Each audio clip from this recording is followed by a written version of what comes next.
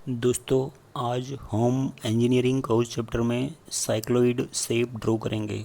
Circle का diameter 40 data में दिया हुआ है। सबसे पहले हम सर्कल ड्रॉ करेंगे 20 रेडियस लेके। ये जो लाइन है उसकी लेंथ हम पाई इंटू डायामीटर जितनी रखेंगे, इतनी लेंथ हम पाई इंटू डायामीटर जितनी रखेंगे यहाँ से यहाँ तक। ये सर्कल को हम 8 पार्ट में डिवाइड करेंगे। सभी लाइन के बीच का एंगल 45 डिग्री है। अब हम ये जो पॉइंट है इस तरह एंटी क्लॉकवाइज डायरेक्शन में 1 2 3 4 5 6 7 8 नंबर देंगे। ओ में से सेंटर में से पास होती हुई हॉरिजॉन्टल लाइन, उसकी लेंथ भी पाई इंटू डायमीटर जितनी रखेंगे, 40 इंटू पाई जितनी। अब हम ये जो लाइन है उसको 8 पार्ट में डिवाइड करेंगे। ये सभी पार्ट की लेंथ 40 पाई डिवाइड बाई 8 जितनी हम रखेंगे, यानी कि पाई इंटू डायामीटर जो ये डिस्टेंस है उसके डिवाइड बाई 8 जितना हम डिस्टेंस रखेंगे। 40 पाई डिवाइड बाई 8 इतनी लेंथ लेके ये सभी लाइन के बीच का हम डिवीज़न ले सकते हैं। ये सभी लेंथ 40 पाई डिवाइड बाई 8 जितना डिस्टेंस रखेंगे ये डिवीज़न के लिए। अब यहाँ हम इस तरह से नंबर देंगे C1 C2 C3 C4 up to C8। यहाँ हम 1 एंड 7 में से हॉरिजॉन्टल लाइन ड्रॉ करेंगे, 3 5 में से हॉरिजॉन्टल लाइन, 4 में से हॉरिजॉन्टल लाइन ड्रॉ करेंगे।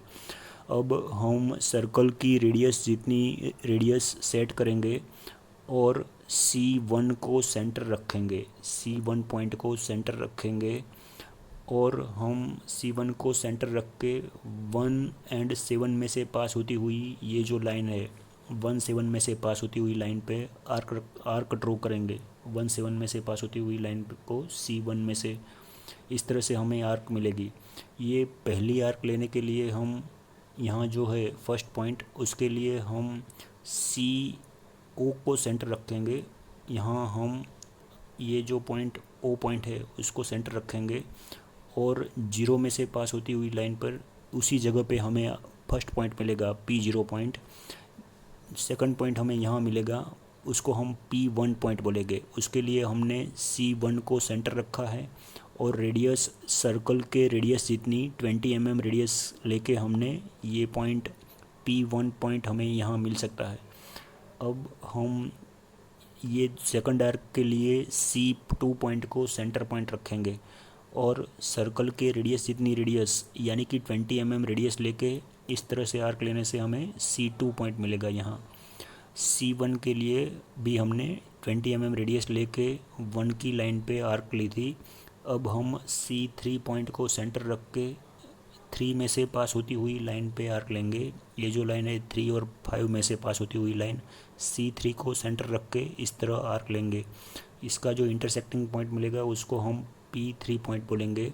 C4 में से सेंटर रख के 4 में से पास होती हुई हॉरिजॉन्टल लाइन, ये जो लाइन है उसमें C4 सेंटर रख के इस तरह हम आर्क ले सकेंगे। C5 को सेंटर रख के 5 एंड 3 में से पास होती हुई ये जो लाइन है C5 को सेंटर रख के इस साइड पे हम आर्क लेंगे, राइट साइड पे। और यहाँ हमें आर्क का इंटरसेक्टिंग पॉइंट मिलेगा। C6 को सेंटर रख के हम सिमिलर वे सर्कल के रेडियस जितनी रेडियस 20 रेडियस लेके इस तरह आर्क लेंगे 6 पॉइंट में से पास होती हुई लाइन पे, ये लाइन पे। अब C7 सेंटर 7 में से पास होती हुई लाइन पे हमें इस तरह 7 एंड 1 में से पास होती हुई लाइन C7 सेंटर रख के इस तरह आर्क ड्रॉ कर सकते हैं। C8 को सेंटर रख के इस तरह आर्क ड्रॉ करेंगे। उसके लिए सेंटर पॉइंट ये 0 और 8 दोनों सेम पॉइंट पे हमें मिलेगा। यहाँ हमें इस तरह इंटरसेक्टिंग पॉइंट जो मिले हैं उसको हम यहाँ P0 P1 P2 P3 P4 P5 P6 P7 and P8 इस तरह यहाँ जो पॉइंट हमने हाईलाइट किए हैं इस तरह हम नंबर दे सकते हैं अप टू P8। ये सभी पॉइंट को हम इस तरह स्मूथ कर्व से जॉइंट करेंगे। ये जो स्मूथ कर्व है ये शेप को हम साइक्लॉइड शेप कह सकते हैं। इस तरह से इस प्रॉब्लम का हम सॉल्यूशन फाइंड कर सकते हैं। धन्यवाद दोस्तों।